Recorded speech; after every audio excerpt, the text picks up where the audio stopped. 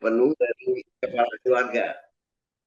Dan tentu yang terakhir pendekatan spiritual, yaitu suatu model bahwa kita tidak saja kitab dan religi, tapi di atas itu tentu kita menyangkut spiritual kita, di mana kita sebagai makhluk psikososialnya, ciptaannya, diharapkan bisa membantu makhluk psikososial ciptaannya yang lain, gitu. Nah, aspek bio tentu berbagai aspek terlibat di sana. Ada kesehatan, kebugaran, mungkin tanggap darurat, tanggap bencana, gizi, perilaku hidup bersih dan sehat. Tapi salah satunya juga paling penting adalah lingkungan hidup. Sebetulnya ya tidak terlepas dari aspek fisik yang berdampak terhadap kesehatan ini. Salah satunya ya dampak terhadap kesehatan ya tentu pencemaran lingkungan hidup, ya. Dan pencemaran ini tentu juga berdampak terhadap kehidupan makhluk-makhluk lain ciptaannya juga, ya. Jadi ya bisa hewani, tumbuh-tumbuhan gitu kan. Jadi kalau itu lanjut Pak, ya tolong. Silakan Pak Adi, lembar kedua, slide kedua Pak Adi.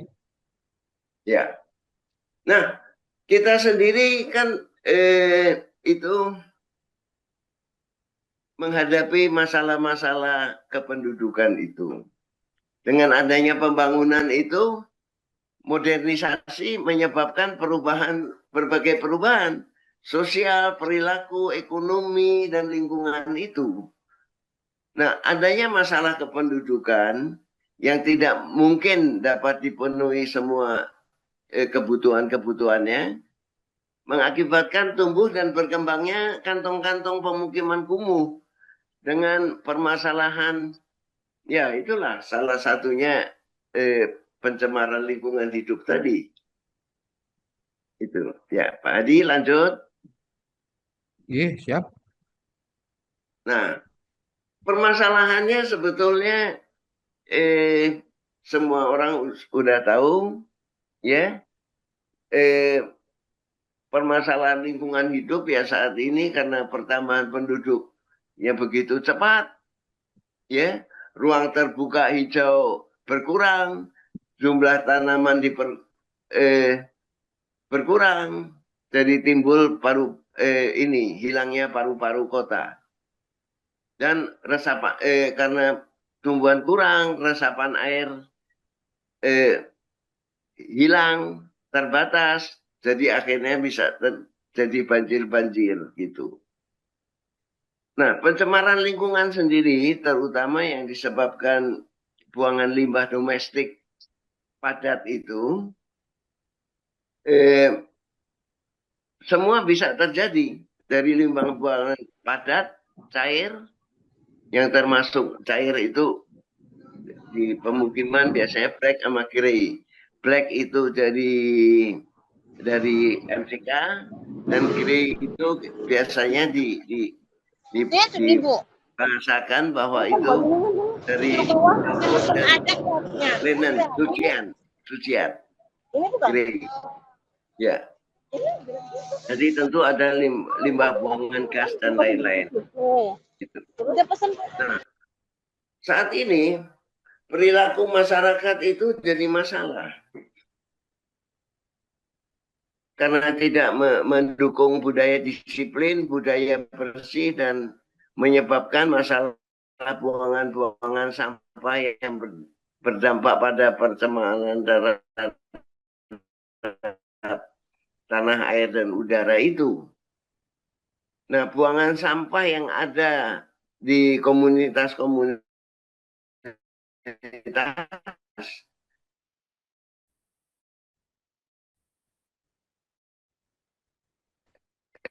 eh, eh, menambah dari sekarang menyangkut 95% sampah rumah tangga itu.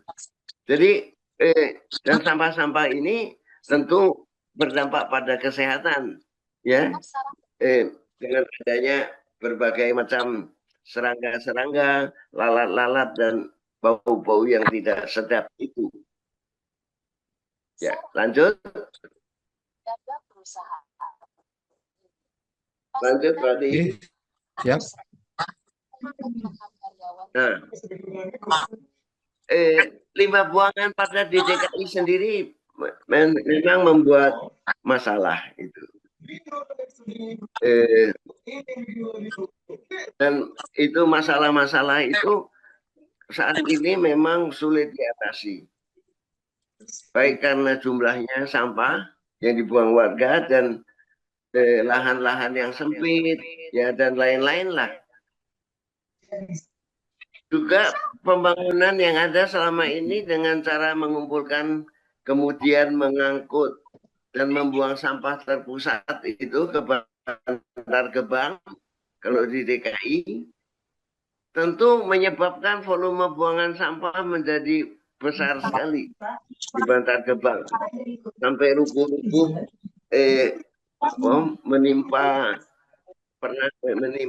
pekerja dan orang yang tinggal di bawah sampah itu, sampai tertimbun betul-betul itu. Ya, tentu banyak juga masalah-masalah pembakaran, sehingga udara-udara tentu akan tercemar. Nah, jadi pencemaran air juga terjadi akibat pembuangan sampah sembarangan. Kadang-kadang sumber-sumber air bersih ada sampahnya, gitu kan? Ya, lanjut. Lanjut, Pak Ade. Ya. Ya.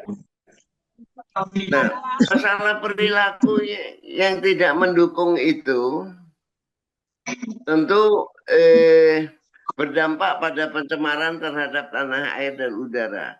Oh, tadi udah ini. Ya, terus lanjut. Berikutnya, Pak Ade. Ya, ini Pak. Ya, tadi juga udah. Terus lanjut lagi. Nah, ini partisipasi masyarakat sendiri kurang, ya. Dan masyarakat kita ini mempunyai masalah besar, masalah ekonomi, kurang pendidikan, masalah sosialnya, spiritualnya, dan lain-lain. Dan angka-angkanya saat-saat ini kok tinggi-tinggi amat gitu ya. Itu malah beberapa itu banyak terjadi masalah-masalah sosial di lapangan ini yang berat. Nah, untuk lingkungan hidup kurang memahami pentingnya lingkungan hidup. Memburuknya lingkungan fisik dan diikuti dengan memburuknya perilaku masyarakat yang majemuk itu tentu melahirkan keadaan sosial budaya yang ini cenderung menjauhi kebersamaan, egois gitu. Penduduk cenderung individualistis, kurang perhatian terhadap sesama warga. Gitu, sehingga apa ya istilahnya kalau di DKI ini lulu gue lah, itu kira-kira. Perilaku acuh terhadap sesama ini jelas tidak menguntungkan bagi upaya perlindungan lingkungan hidup yang umumnya memerlukan kebersamaan dalam bertindak. Jadi nggak boleh lulu gue gitu, ya. Ya, lanjut Mas Adi. Nah, pengelolaan saat ini eh, itu memang dilakukan di berbagai sektor, ya, baik oleh di sektor komunitas maupun sektor kerja. Tapi ada satu hal yang dicatat, bahwa pengelolaan saat ini oleh Pemda. Jadi Pemda tentu kepanjangan tangan paling di dekat lapangan kan Pak Lurah. Itu masih sebagai pemangku kepentingan, stakeholder lah gitu kira-kira. Nah, oleh komunitas di lapangan, yaitu semua juga stakeholder gitu. Jadi umpama IPSM ke itu juga pemangku ke lapangan sebagai pemangku kepentingan. PKK pemangku kepentingan, puskesmas ke lapangan pemangku kepentingan. Jadi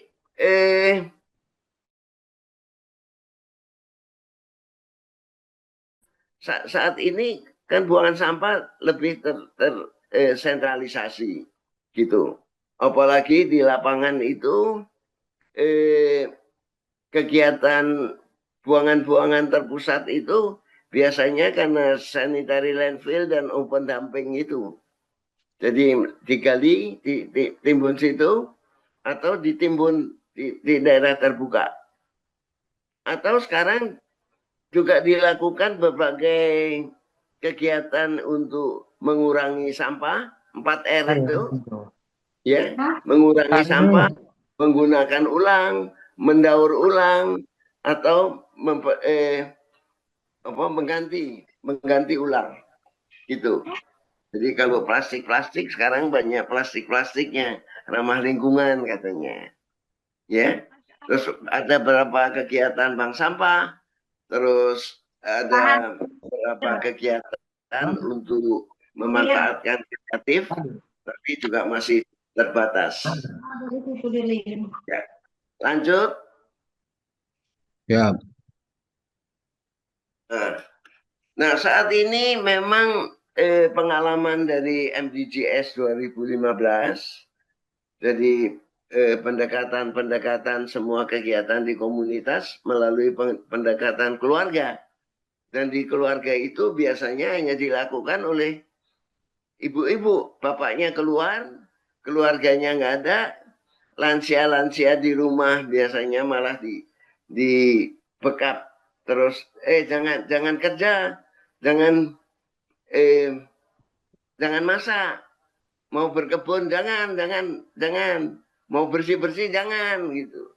Jadi pendekatan keluarga aja membantu itu biasanya lebih sudah dinyatakan gagal sejak 2015 itu.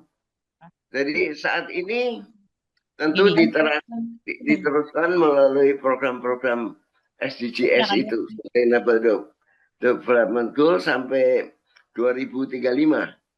Gitu. Ini lain. Ada sering Mulyati.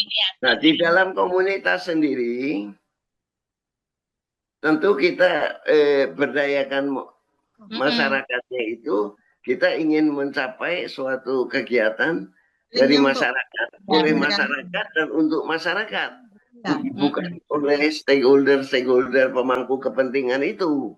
Gitu. Nah, di luar komunitas, tentu kita harapkan dukungannya. Jadi dari perusahaan, pendidikan, atau ada profesional, organisasi masyarakat, berbagai organisasi masyarakat dan lain-lain yang tentu bisa membantu kegiatan di komunitasnya sendiri, gitu. Nah, tentu bantuan-bantuan atau upaya-upaya itu di lapangan, kita tentu ingin suatu upaya-upaya yang untuk mencapai keberhasilan, yaitu upaya intensitas, upaya kualitas, dan upaya-upaya kesinambungan. Itu yang ingin dilakukan. Nah, untuk berdayakan komunitas di masyarakat itu memang oleh Depkes itu modelkan melalui suatu langkah-langkah, yaitu SMD survei mawas diri dan MMD masyarakat musyawarah masyarakat desa itu. Nah, langkah-langkah ini memang diperlukan agar bacaan di lapangan terhadap pemberdayaan masyarakat itu jelas bahwa kita mendapat suatu data-data dasar dari saat dilakukan survei mawas diri maupun mendapat dukungan dan legitimasi di masyarakatnya sendiri. Jadi penting ini langkah-langkah ini ditempuh sehingga nanti bacaan-bacaan ke lapangan diberdayakan masyarakat dari oleh untuk masyarakat akan terbaca lebih baik begitu. Lanjut.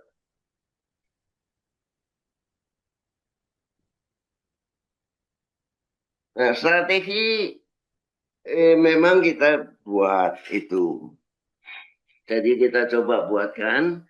Memang saat ini ada suatu model memang harus melalui suatu kegiatan namanya dokumen berbasis bukti. Jadi write what you do and do what you write. Tulislah apa yang direncanakan dan kerjakanlah apa yang ditulis itu.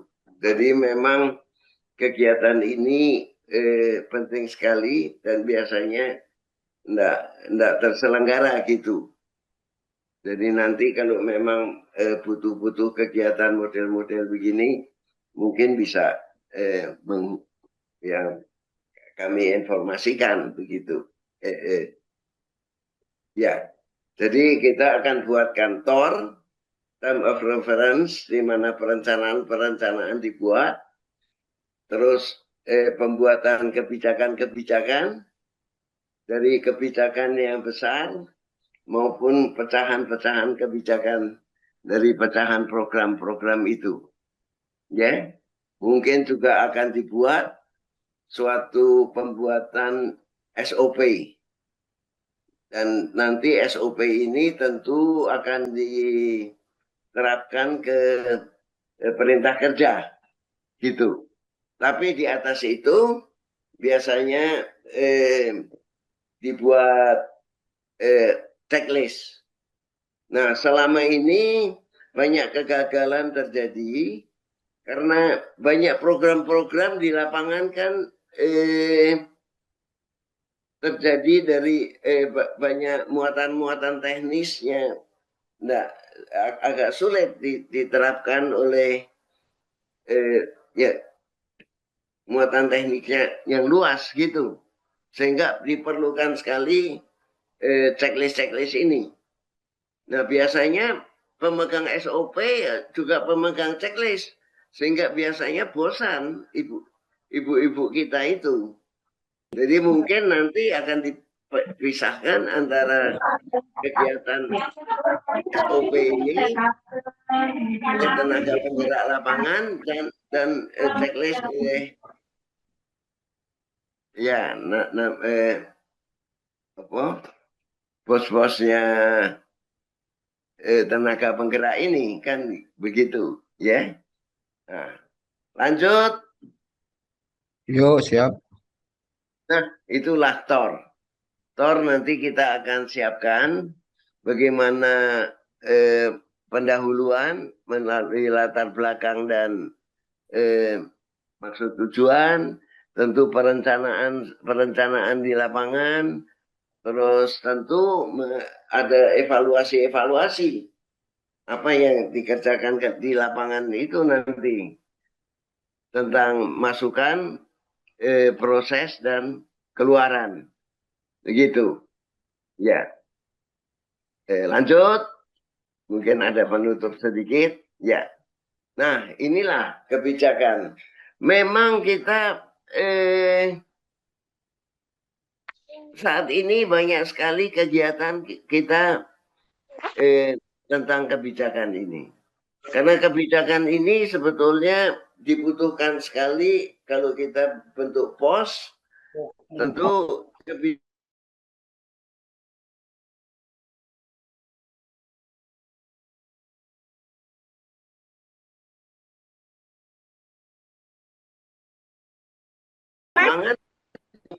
masalah visi dan misi. Jarang sekali diselenggarakan kebijakan ini. Jadi memang kebijakan ini nanti kan akan menjadi syarat tampangan kebijakan visi misi. Jadi mungkin satu model, jadi umpama kebijakan persampahan kita desentralisasi. Jadi nggak dikirim ke Bantar Gebang, tapi kita selesaikan sendiri di komunitas. Jadi visinya pemberdayaan masyarakat, misinya ya macam-macam lah, ya gitu. Jadi yang lain tentu ada di kebijakan, tapi biasanya kita simpan aja di pos, gitu. Tentang strategi, tentang program-program, tentang landasan berbagai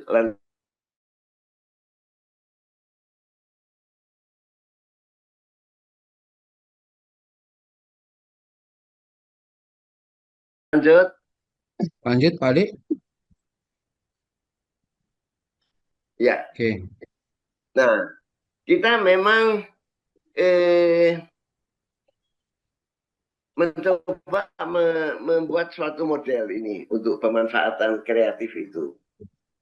Jadi memang saat ini pemerintah sedang menggencarkan suatu model dengan pilah-pilah sampah itu untuk tiga model gitu. Tapi pengalaman kami, kalau kita masih dengan pilah-pilah sampah itu yang sederhana, nanti ke lapangan nantinya untuk manfaatkan kreatif itu banyak terjadi penyulit-penyulit gitu. Sehingga pengalaman kami itu mungkin bisa dibuat lima ini pilah-pilah. Tentu pilah-pilah itu apa? Ada organik, terus 4 anorganik, terus golongan B3 1 gitu. Jadi biasanya organik dan anorganik B3 terpisah gitu. Nah, itu ada memang kita coba dipisah, tentu mengalami pewadahan dan koding warna gitu. Jadi pewadahan tentu menyangkut sisa makanan organik, terus plastik, kaleng dan kaca, kayak wadah-wadah kaleng dari apa namanya Coca-Cola dan lain-lain gitu. Terus kaca-kaca pakai botol-botol itu masuk satu wadah. Terus ada kertas-kertas, ada yang lain-lain. Yang kayak styrofoam dan lain-lain gitu. Nah, untuk itu memang kita akhirnya mengalami koding warna pewadahan tadi. Jadi biasanya memang organik kalau bisa hitam, hijau. Karena biasanya dengan hijauan di pepohonan gitu digolongkan bagian plastik, terus biru untuk kaleng dan kaca, dan putih di kertas. Yang masuk kertas tuh ya mungkin karton-karton coklat masuk putih semua gitu. dan merah untuk yang lain-lain seperti styrofoam dan lain-lain. Nah, khususnya untuk warna kuning itu memang sebetulnya secara internasional direncanakan untuk barang-barang berbahaya dan infeksi. Jadi kuning itu bagian golongan B3. Jadi sedapat mungkin jangan dimasukkan ke golongan ke organik dan anorganik itu. Gitu.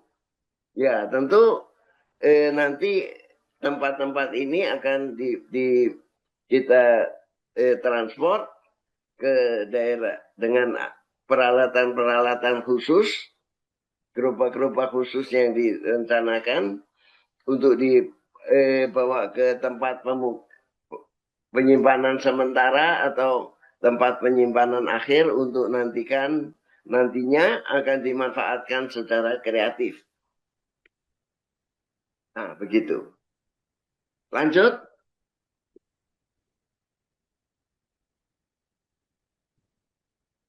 Ya, tadi. Nah, IPSM ya sebagai stakeholder tentu saat ini masih di lapangan menjadi kepanjangan tangan suatu organisasi yang langsung mempunyai kepanjangan tangan di lapangan sebetulnya. Karena sekarang maaf ada IPSM menangani kepanjangan tangan langsung ke harkat martabat, tetapi juga ngurusi lain-lain. Jadi SOS di depan, di belakangnya terpadu kesehatan psikologi, kultur dan spiritual yang lain-lain. Dan IPSM sendiri tentu juga sebagai pemangku kepentingan masih bagian dari masyarakatnya sendiri. Tapi nanti kan kalau bisa dibentuk, tapi tenaga penggerak yang langsung di lapangan adalah IPSM. Kesehatan belum punya, Depdagri punya binaan-binaan ini, PKK kan binaan Depdagri, tapi banyak kegiatan di kesehatan gitu. Ya. Nah, tentu melalui pemberdayaan masyarakat ini, kebersihan lingkungan komunitas dan pelestarian lingkungan hidup untuk didesentralisasi dan dimanfaatkan secara kreatif. Ya, saya kira IPSM banyak perannya yang terutama oleh ibu-ibu yang hebat-hebat ini dan bapak-bapak hebat. Ya, lanjut. Tentu dengan dukungan berbagai organisasi yang lain. Tentu ya saya kira mungkin memang kegiatannya begitu, ya. Pengabdian IPSM dan dukungan Pita Putih saat ini terpusat pada wilayah kerja IPSM, terutama pemukiman padat, lingkungan tempat tinggal yang kumuh, prasejahtera, mungkin juga sekolah-sekolah, di mana banyak perilaku-perilaku masyarakat yang majemuk yang menjauhi kebersamaan itu. Nah, perhatian masyarakat melalui tenaga penggerak atau relawan nirlaba ini, ya, mendampingi keluarga dalam komunitas akan menggugah kesadaran masyarakat untuk lebih acuh pada pelaksanaan program-program pelestarian lingkungan hidup. perilaku masyarakat yang menjauhi kebersamaan tentu tidak akan menguntungkan bagi upaya perlindungan lingkungan hidup itu. Ya, lanjut.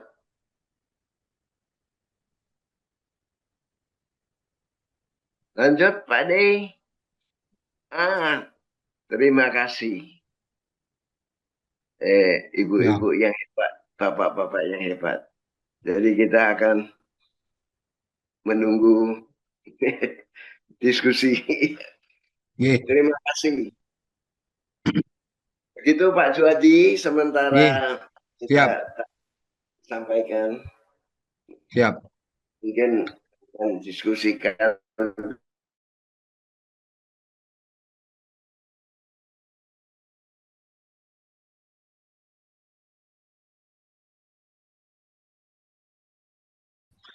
Pak Dr. Andaru, Ketua Pita Putih Indonesia, sudah menyampaikan secara lisan dan dibarengi dengan paparannya. Tentunya Bapak Ibu banyak hal yang mau disampaikan terkait dengan pengelolaan lingkungan. Artinya Bapak Ibu, kami tidak membatasi konteks yang ada di dalam paparan, tetapi kalau masih berkaitan dengan pengelolaan sampah, kami persilakan. Ini adalah bahan diskusi bisnis bersama. Artinya ada pengembangan di sana yang terkait dengan pengelolaan sampah secara umum. Untuk itu kami mulai dengan mungkin Ibu Betty Garmita. Mohon operator Bu Betty Garmita dipersilakan. Ya, Bu Betty silakan. Yandini RTI ya. Siapa? Yandini. Ya, kakak kamu. Kami tinggal Silakan Bu Betty Garmita. Masih saya kedua. Bisa. Yang penting dia masih tinggal di Sukajadi. Kalau dia dari luar Sukajadi tidak tahu. Ayo dipersilakan Bu Betty Garmita. Operator tolong dibantu. Baik Pak, maaf mikrofonnya saya tutup tadi. Oke, Lupa siap. Silakan. Baik, Assalamualaikum warahmatullahi wabarakatuh. Waalaikumsalam. Silakan perkenalkan diri Bu. Baik, nama saya Betty Gamita dari Aceh Besar Pak. Guys. Iya. Pernah kita ke sana Pak, Bu? Iya Pak. Pernah ke sana. Saya. Iya Pak. Iya. Judulnya menarik sih Pak. Cuman kita kendalanya kalau di sini kan Pak, kita nggak punya lahan Pak untuk memilahkan limbah itu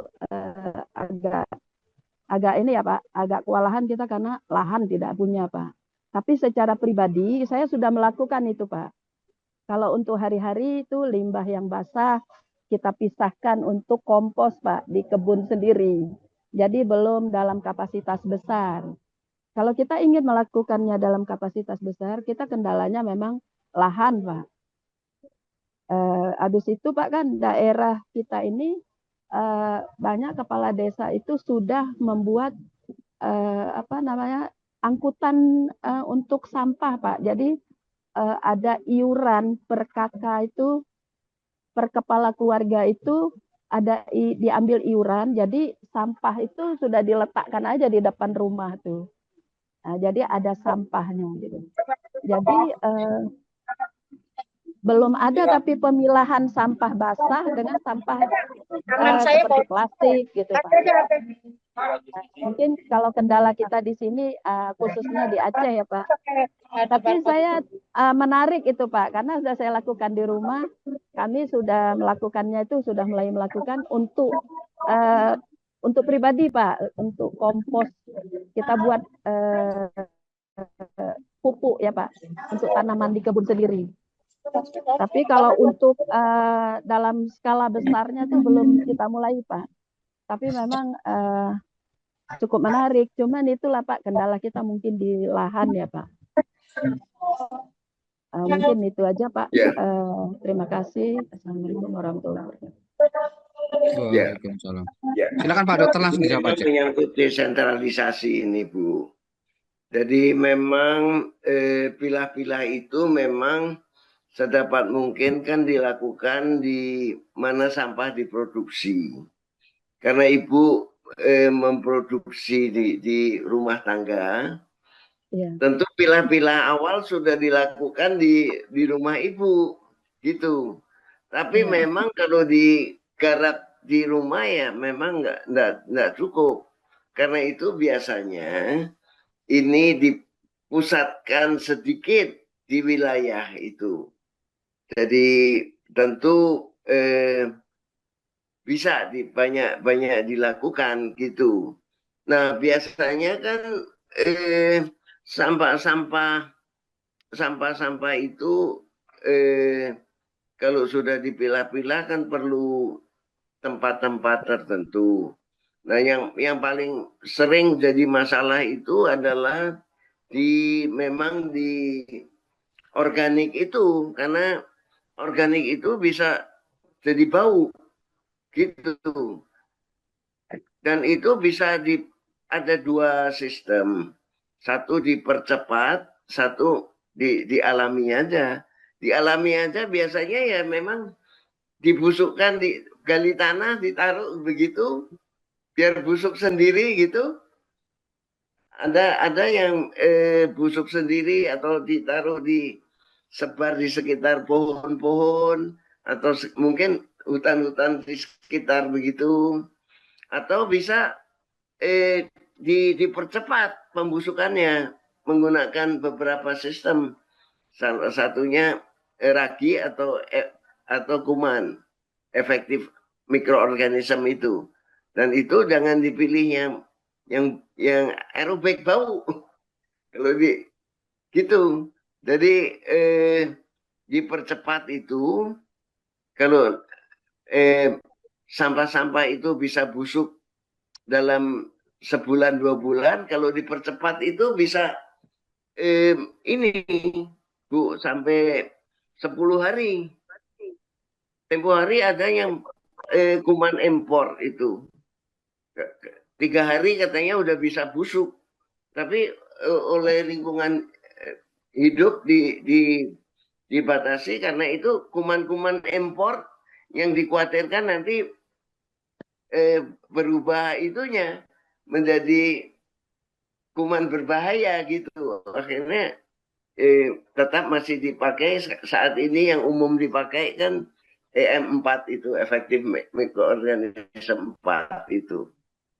Nah, ya itu Bu. Jadi tentu kalau beramai-ramai kita buat, mungkin ada lahan-lahan kosong depan-depan rumah atau apa itu bisa dimanfaatkan. Dan tidak hanya kompos, Bu. Sekarang yang banyak dilakukan itu untuk dimakotisasi dengan lalat-lalat BSF itu. Dan di Medan itu ada satu perusahaan malah memanfaatkan magot itu. Wah, perusahaannya besar sekali, Bu. Di Belawan itu. Lebih kayak pabrik-pabrik minyak besar itu. Pabriknya begitu besar itu. Tapi belum berkembang. Jadi magot itu ternyata bisa dimanfaatkan untuk berbagai kebutuhan. Bukan sebagai pakan ternak saja.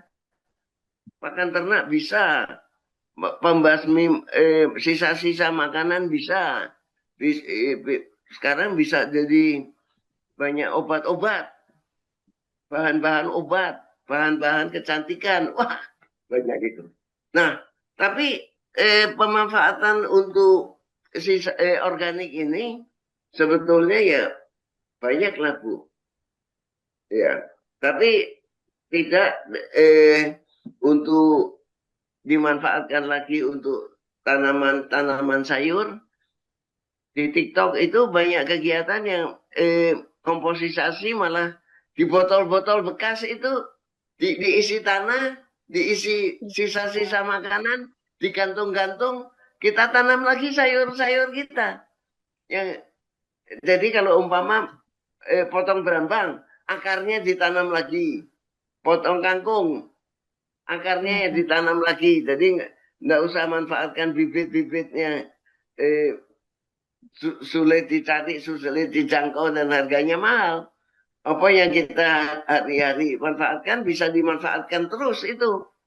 Jadi kekurangan lahan bisa diatasi, banyak bisa diatasi.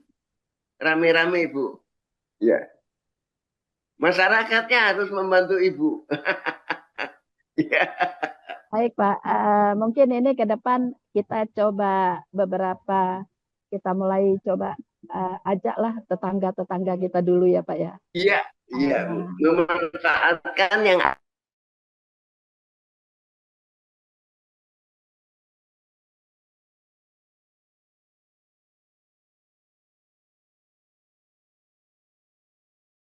kebutuhan hari-hari Iya, Pak, iya, menanam sayur sendiri tanpa pakai iya, pupuk Pak. Jadi iya, ya tanam cabai, iya, sayur, jadi nggak pakai iya, pupuk lagi iya, Pak. iya, iya, Bu Eva. Jadi bisa Bu, membantu makot ekonomi untuk ya makan Pak. ayam. Ya, Ya, alhamdulillah kita juga piara ayam Pak. iya, iya. Jadi Ya, untuk untuk pakan ayam makan juga. ternak itu baik sekali. Iya, Pak. Terima kasih Sukses Pak. ya, Bu.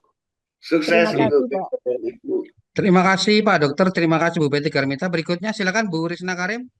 Mungkin ada yang mau disampaikan, silakan Ibu. Operator tolong dibantu untuk Bu Oke, Risna Karim. Silakan. ya baik, terima kasih. Assalamualaikum warahmatullahi wabarakatuh. Waalaikumsalam. Saya Risna Karim, PSM dari Provinsi Gorontalo. Paling jauh, Pak Juwadi. Siap. Iya. Alhamdulillah. Ya. Begini Pak ya, kebetulan memang kalau di Gorontalo itu ada salah satu tempat untuk pembuangan sampah. Nah, kira-kira bagaimana kami sebagai PSM, kebetulan memang saya sendiri juga sudah pernah melaksanakan. Dan alhamdulillah sampai sekarang juga. Cuman begini Pak ya, kira-kira bagaimana kita memilih dan memilah yang khusus untuk tanaman sayuran, khusus untuk tanaman kembang, dan barangkali untuk yang lain-lain. Karena kan di salah satu tempat itu memang sudah menyatu itu sampahnya, Pak. Sudah menyatu. Jadi kira-kira bagaimana kita untuk memilah-milah atau memisahkan. Setelah itu kan kami akan buat di rumah sendiri. Kalau di rumah sendiri memang kami sudah tahu, oh ini untuk sayuran, ini untuk yang sisa-sisa makanan seperti nasi, sayur-sayuran yang sudah busuk. Jadi kalau misalnya ke suatu tempat, dan ada juga memang PSM kami yang ada di Gorontalo itu punya bank sampah. Tapi selama ini memang kami belum, maksudnya bagaimana ya, belum bisa memilih bagaimana ya. Nah, untuk khusus sayur, untuk kembang. Jadi barangkali seperti itu dulu dari saya, Provinsi Gorontalo. Terima kasih Pak. Terima kasih Ibu. Jadi kalau saya boleh usul ini Bu ya, karena selama ini memang dua tanaman itu punya masalah Bu. Yang satunya memang untuk dimanfaatkan. Biasanya kan sayur-sayur itu ditanam untuk sayur-sayur 21 hari. Gitu. Ya, tapi untuk manfaatkan kebutuhan gizi. Nah, untuk tanaman-tanaman estetika tadi, untuk keindahan itu, biasanya kalau bisa ya nggak usah lah Bu. Karena tanaman-tanaman untuk estetika keindahan tadi, biasanya Bu, hanya dipandang, tapi nggak pernah dikelola kalau di komunitas atau di tempat-tempat itu. Teman hotel-hotel itu kan dirawat, dibikin bagus. Kalau di komunitas cuma dipandang, nggak pernah dirawat, nggak pernah disalon itu Bu. Lebih baik kita tanam tanaman sayur-sayuran itu tadi aja, gitu. Dan mungkin ini ada tambahan sedikit Bu dari saya. Ya ini di luar lingkungan hidup. Itu kalau masak sayur Bu, jangan overcook makanan-makanan kita. Biasanya diselenggarakan di meja kita itu biasanya dimasak berlebihan sehingga sayurnya udah rusak gitu. Ya ini tambahan aja. Jadi overcook, masak berlebihan, coba ditekan yang banyak. Karena kalau di Jakarta itu ikan digoreng kering. Kalau rendang Palembang yang enaknya bukan main itu dagingnya direbus sampai ancur-ancuran 6 jam. Ya, jadi nilai gizi yang masuk ke perut kita nggak ada lagi. Ya, ini tambahan ya Bu, maaf nih overcook. Ya, terima kasih. Jadi tanam sayur-sayuran aja Bu. Dan makot pelihara ayam. Jadi nggak buang-buang effortnya, nggak terlalu berlebihan untuk dibuang-buang. Ya, kebutuhan gizi akan berat sekali ke depan, berat sekali. Tapi menu seimbang 3C, jadwal jenis jumlah, jangan sampai lupa. Dimasak berlebihan jangan. Kalau gini, Nanti lihatin ya Bu, kalau kita di Jakarta, kalau orek tempe digoreng sampai kering, ya nggak ada gizi lagi. Ampas. Oke, terima kasih Bu. Ya, Oke, terima kasih Pak terima kasih Dokter. Bu Risna, Pak Dokter. Silakan Ya, terima kasih Bapak Pak Toto. Juwadi. Siap. Silakan Pak Toto Satori, mungkin apa disampaikan, dibantu operator, silakan. Assalamualaikum warahmatullahi wabarakatuh. Waalaikumsalam. Silakan Pak Toto Satori. Lanjut. Ya, terima kasih Pak. Ah, lingkungan kami, alhamdulillah saat ini sudah memiliki pengolahan sampah, baik itu anorganik ataupun organiknya. Turunan kegiatannya adalah di pemanfaatan lahan kebun ataupun lahan pekarangan. Yang jadi pertanyaan, apa yang tadi disampaikan oleh Pak Dokter itu adalah sudah sering kali tersampaikan, tetapi kelanjutannya ada harus sebuah gerakan yang secara merata, secara keseluruhan. Jadi tidak bisa dilakukan secara parsial lingkungan beberapa lingkungan saja. Jadi ada kecemburuan. Ini maka harus menghilangkan kecemburuan masyarakat. Ketika lingkungan itu melakukan kegiatan pengolahan dan pengurangan sampah, tetapi di lingkungan lain masih belum melakukan hal itu, menjadikan kecemburuan masyarakat. Kalau ada yang lebih murah, kenapa harus repot? Itu kan prinsip masyarakat seperti itu. Sementara di sampah murah itu hanya dengan membayar iuran saja sudah selesai, Pak. Prosesnya mau kemana juga masyarakat tidak tahu. Nah, sehingga ini harus ada gerakan yang secara merata, secara menyeluruh sampai ke tingkatan keluarga, Pak. Nah, ini harus ada yang menggerakkan di lingkungan itu semua. Jadi tidak bisa satu kelurahan hanya satu lingkungan saja yang itu menjadikan pionir untuk membaguskan nama-nama kelurahan. Ini tidak harusnya harus merata, karena berapa tahun kita melakukan edukasi seperti ini? Berapa banyak lingkungannya sudah melakukan? Ini harus menjadikan bahan evaluasi. Maka harus ada dorongan secara keseluruhannya, baik dari pemerintahnya, dari pemangku kepentingannya, itu harus melakukan action yang harus bisa dilakukan oleh semuanya. Nah, terkait dengan persoalannya, biasanya di lingkungan itu biasanya terkait dengan biaya.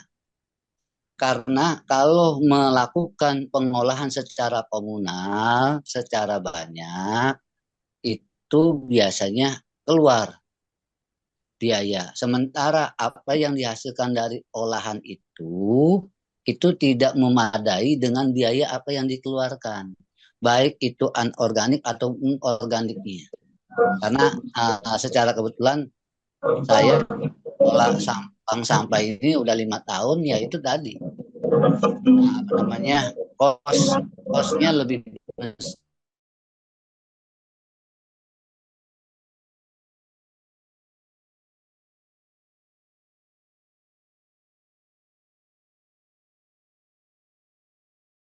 menjadikan dari sampah menjadikan kompos, dari sampah jadi BSF. Hal-hal itu juga semua biaya, Pak. Nah, sehingga sementara lingkungan-lingkungan yang berkegiatan itu belum diberikan intensif. Nah, harusnya ada sebuah intensif dari pemerintah sehingga lingkungan itu bisa mengurangi beban biaya yang ada di lingkungan. Itu saja, Pak, barangkali. Terima kasih. Terima kasih. Wassalamualaikum warahmatullahi wabarakatuh. Ya, terima kasih Pak Dr.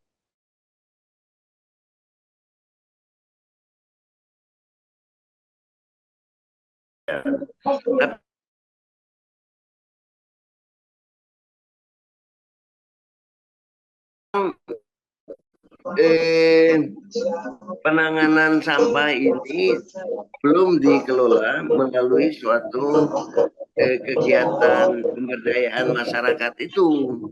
Jadi itu kan harus dikelola dari masyarakat, oleh masyarakat, untuk masyarakat. Dan kalau kita bisa selenggarakan itu di komunitas kita, biasanya berbagai hal oleh bantuan-bantuan dengan relawan nirlaba ini bisa diatasi, Pak. Termasuk berbagai kegiatan untuk pembiayaan itu. Jadi apa itu sebetulnya memang kalau bisa sampah itu memang dikelola saat ini menjadi kebijakan untuk jadi gitu, atau memang untuk masyarakatnya. Nah, kalau semua bisa dikerjakan dari masyarakat oleh masyarakat melalui kegiatan-kegiatan intensitas upaya, kualitas upaya, dan kesinambungan upaya, biasanya lebih banyak untungnya, Pak. Jarangnya rugi gitu. Jadi keluar duit terus tapi nggak ada untungnya. Memang biasanya sulit. Karena itu pemberdayaan masyarakat ini penting sekali. Jadi dukungan-dukungan terutama untuk masyarakatnya sendiri. Baru yang lain-lain membantu gitu. Tapi kalau memang bisa, ya semestinya banyak daerah itu untung itu, Pak. Jadi paling dikit duit atau dimanfaatkan lagi itu, jadi biaya-biaya bisa amat sangat ditekan. Jualan plastik, duit, Pak, itu. Tapi ada beberapa pengalaman, ya maaf ini terpaksa ngomong, maaf saya sampaikan. Kadang-kadang bank-bank sampahnya belinya murah-murah itu. Dibeli murah-murah, terus itu kan untuk ya bukan untuk dibalikan lagi ke kegiatan gitu. Nah, itu ya enggak untung gitu kan. Tapi kalau semua kita laksanakan dengan perhitungan ekonomi PEP, ya mestinya seharusnya itu semua untung, Pak. Itu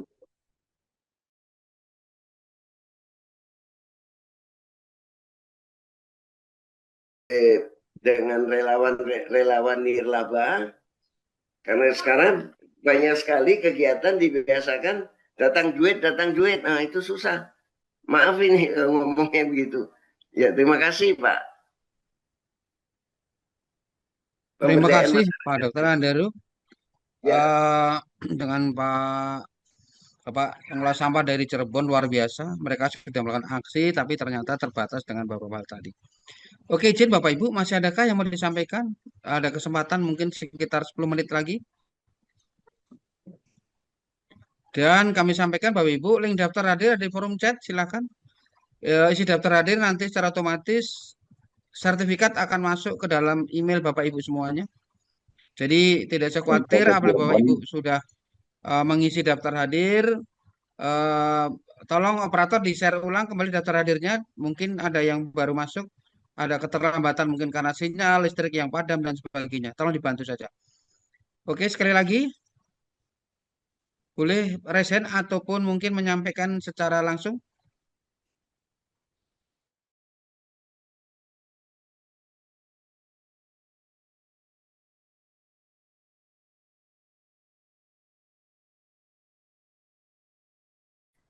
Oke. Sambil menunggu mungkin ada mau menyampaikan atau resennya. Saya catat garis bawahi pada kesempatan hari ini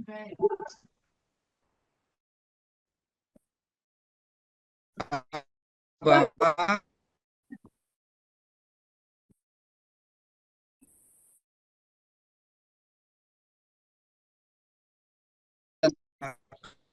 Bapak Ibu SEM Jakarta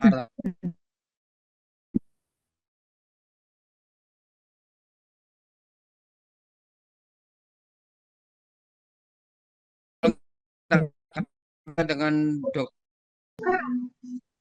Ya, Pak. Silakan. Halo. Ya, monggo silakan.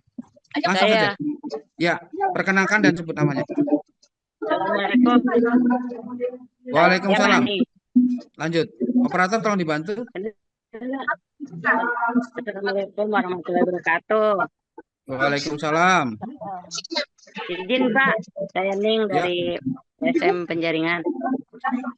Ya, lanjut. Ya, terkait pengolahan sampah, sebenarnya kalau DKI itu udah berjalan Pak, cuman belum menyeluruh. Dan sekarang lagi kan ada yang diterima dari dari peluru karung Gebang ya Pak. Peluru Gebang itu cuman sampah residu yang diterima. Cuman untuk pengolahan sampah limbah organik itu masih agak-agak runyam nih Pak, karena di masyarakat masih rame nih Pak. Sebenarnya kalau bisa semua warga masyarakat itu dilibatkan, kalau bisa disosialisasikan Pak untuk pengolahan sampah organik ini.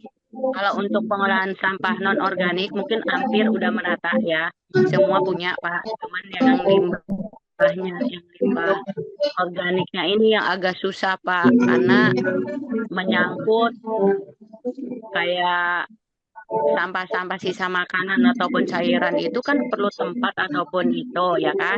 Sementara dari pemerintah cuma hanya menginstruksikan nanti ada tempat-tempat, tapi sampai saat ini belum ada ya kan.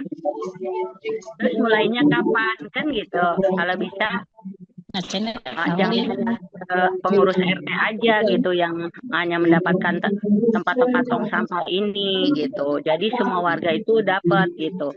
Jadi nanti RT yang mengelola itu agak lebih ringan gitu Pak, kalau menurut saya. Kalau bisa dikasih ilmunya dulu, karena pengolahan untuk kompos itu agak runyam juga. Kalau bisa kita belajar untuk cara membuat fermentasi untuk pembusukan organik ini, kayak sayuran ataupun apa gitu Pak. Jangan langsung selupain pengolahan sampah aja gitu Pak. Kalau menurut saya sih.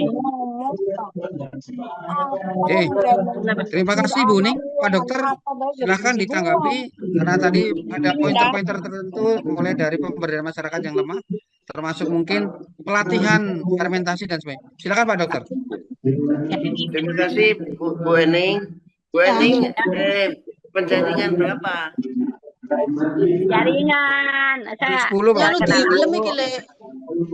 Hah? RW 10 Pak. RW 10. Oh 10, RW 10. Oh ya tahu saya. RW 10.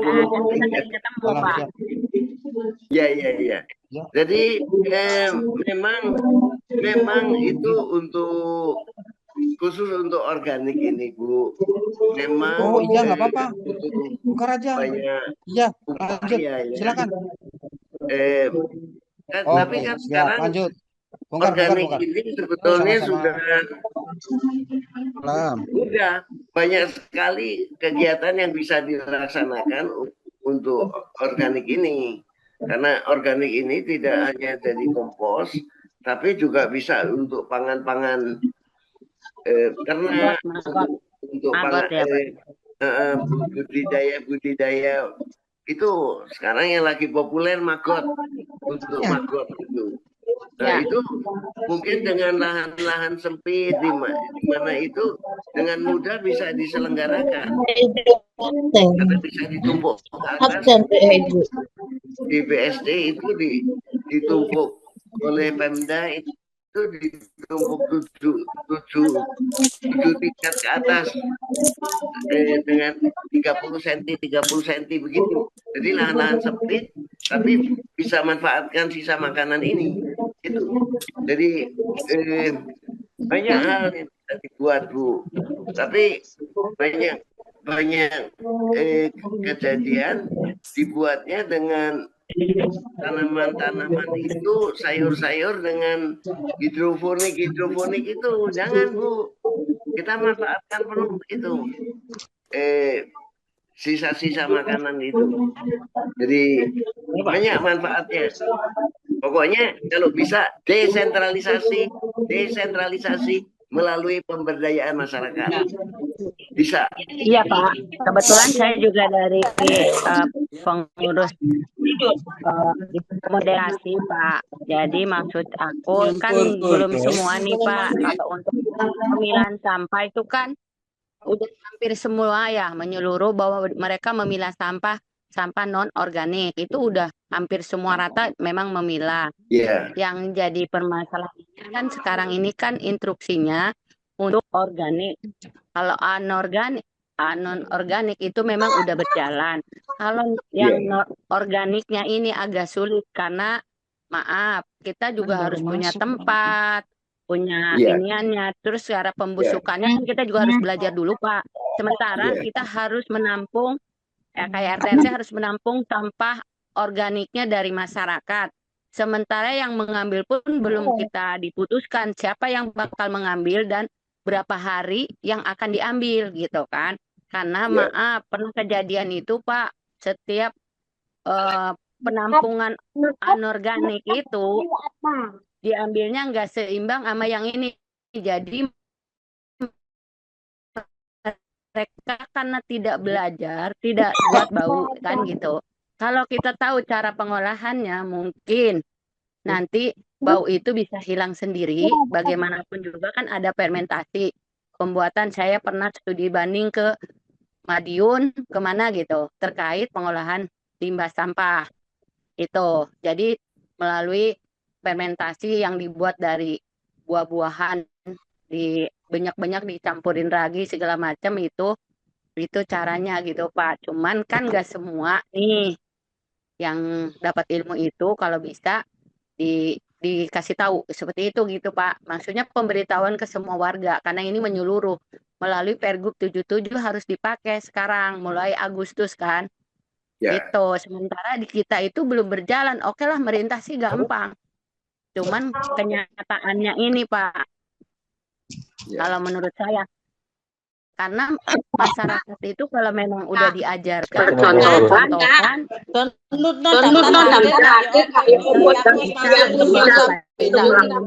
menyebarkan di masyarakat. Sementara mau dibagi-bagi, tapi kan nggak semua masyarakat dikasih kan, hanya perwakilan per RT dulu. Itu pun belum jelas kapan akan dibagikan.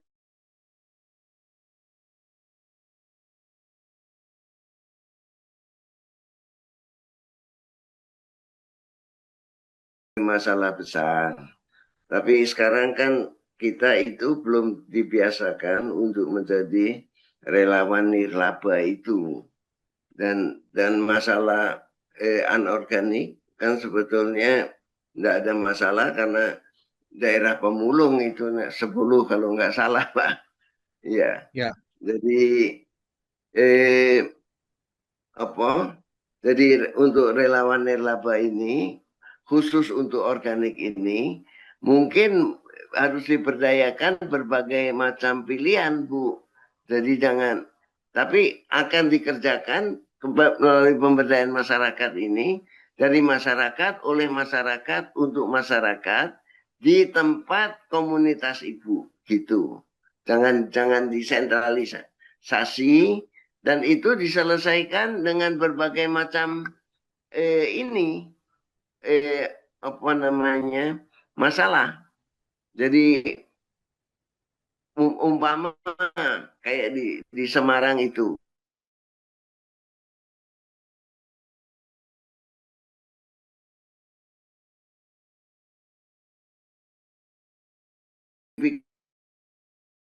bikin semacam bakmian gitu, pelet-pelet, terus langsung disebar langsung, nggak usah dibusukin bisa. Terus kalau dibusukin itu kan dipercepat pembusukannya supaya dimanfaatkan lebih cepat dan bisa proteinnya bisa ditingkatkan untuk beberapa pakan-pakan ternak yang lain gitu.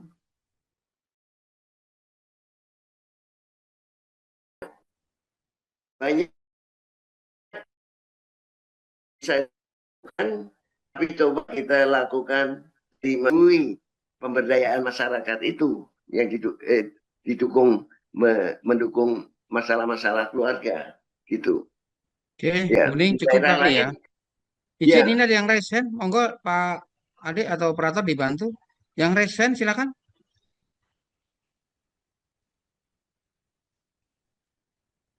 Bapak Ibu yang masih mau menyampaikan, ini terakhir mungkin silakan. Yang memberikan raise hand-nya silakan.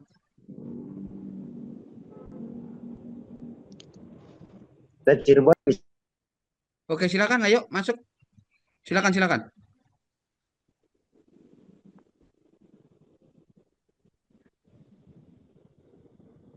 Ya Pak Toto Cirebon itunya Oh, mati. oke siap. Ya udah kalau gitu. Oke, Suaranya demikian Bapak Ibu. suaranya ditutup. Mungkin karena Udah sudah ditutup ya. Siap. mungkin karena sudah beberapa penanya dan Pak Dokter juga mungkin sudah menyampaikan selaku tanggapannya. Bapak Ibu, ada terakhir masih adakah yang mungkin menyampaikan tambahannya atau pertanyaan atau masukan? Dipersilakan. Masukan Pak, masukan apakah Oh, bisa oke. Pak? Silakan lanjut, nggak apa-apa. Yuk, langsung Pak. Yuk, silakan. Mungkin operator bisa dibantu.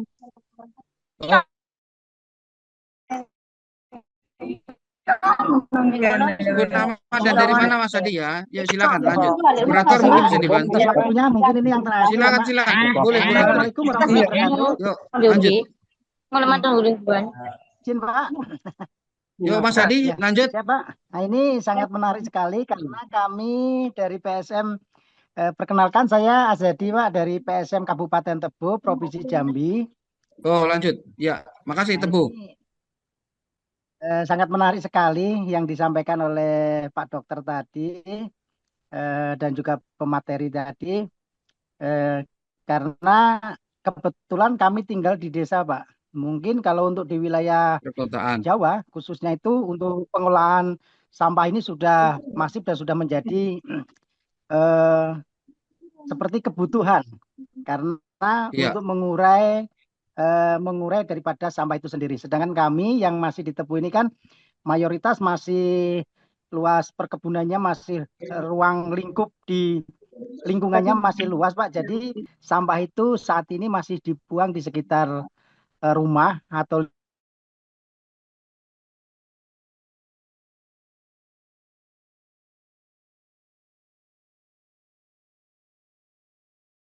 pengolahan sampah yang darinya non-organik dan organik itu dipisah-pisah Pak. Sedangkan untuk sampah-sampah yang non-organik itu dijadikan kompos dan untuk pupuk dan bisa diperjualbelikan.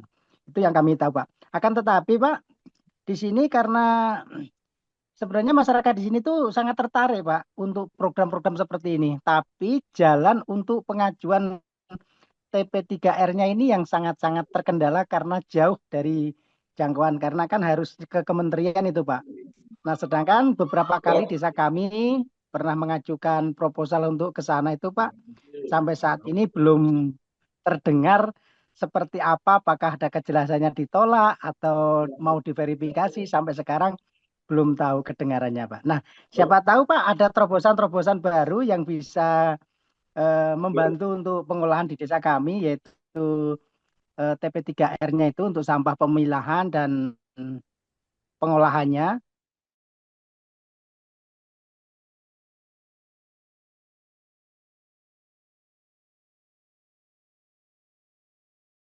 Terima kasih Pak. Jadi memang pengolahan sampah ini kan dengan kegiatan dengan teknologi begitu Pak. Tapi biasanya di komunitas-komunitas yang di luar kota-kota pemukiman ini, kan kita kalau di Jakarta itu rumahnya kecil-kecil karena hampir pasti pendatang Pak, tinggal di urban area begitu yang sedikit dukungan pemerintah gitu. Jadi pendatang. Tapi kalau memang di daerah-daerah yang ini tempat Bapak begitu, ya kalau pemberdayaan masyarakat memang sedapat mungkin kan kita upayakan berdayakan untuk untung. Tapi kalau bisa dengan biaya-biaya yang amat sangat rendah, gitu. Jadi bantuan-bantuan itu kan sekunder, itu jangan ditumpukan untuk kita berharap. Jadi semua kalau bisa kita selesaikan sendiri dari kita, oleh kita, untuk kita, gitu. Dan kalau itu memang bisa diselesaikan, saya kira sekarang semua orang sudah untung Pak, adanya untung, nggak ada ngomong rugi lagi sampah ini sebetulnya. Jadi kalau ada pembiayaan yang bilangnya rugi karena masyarakatnya kurang diberdayakan, gitu. Kalau menurut saya semua itu aduh dengan mesin-mesin kecil, bekas-bekas blender begitu, dinamo rusak, langsung jadi semua penghancur langsung jadi duit. Jadi dengan pen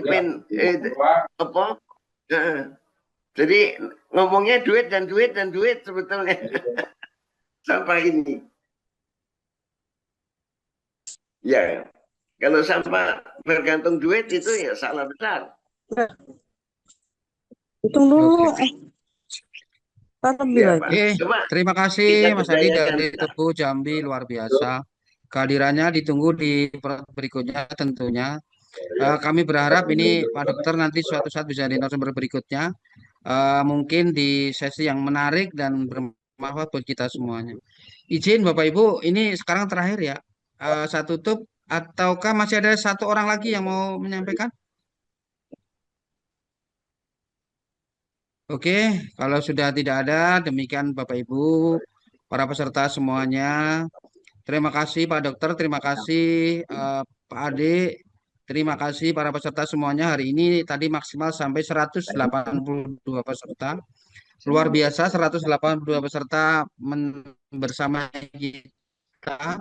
Sekarang masih tersisa 173 orang masih bersama kita. Dan berharap Bapak Ibu, pertemuan kita ini akan disambung kembali di pertemuan berikutnya di webinar yang sama. Webinar gratis, sertifikat gratis, ilmunya mudah-mudahan bermanfaat dan bisa membangun masyarakat. Dan saya sekali lagi selaku moderator, mohon dimaafkan, dimaklumi segala kekurangan. Pak Dokter juga mungkin ada khilaf kata, perilaku dan yang disampaikan belum memuaskan.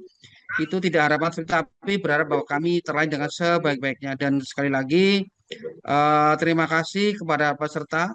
Kami IPSM Jakarta hanya berusaha untuk melayani dan berbuat baik kepada kita, praktik baik yang mudah berharap bermanfaat buat kita semuanya, bisa menguatkan keberanian kita PSM kita di organisasi kita maupun di kegiatan-kegiatan kita.